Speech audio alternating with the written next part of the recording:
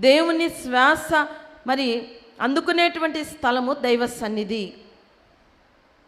సంవత్సరమునకు ఒక మారు ఈ యొక్క స్త్రీల సంభ్రమ సభల్లో ఏకీభవించేటువంటి మనందరము కూడా క్రొత్తగా మనందరము దేవుని యొక్క శ్వాసను పొందుకొని దేవుని యొక్క ఆశీర్వాదాన్ని అందుకొని మనందరము కూడా సంవత్సరం అంతా కూడా ఈ యొక్క శ్వాసను పీల్చుకునేవారమై ఉన్నాం.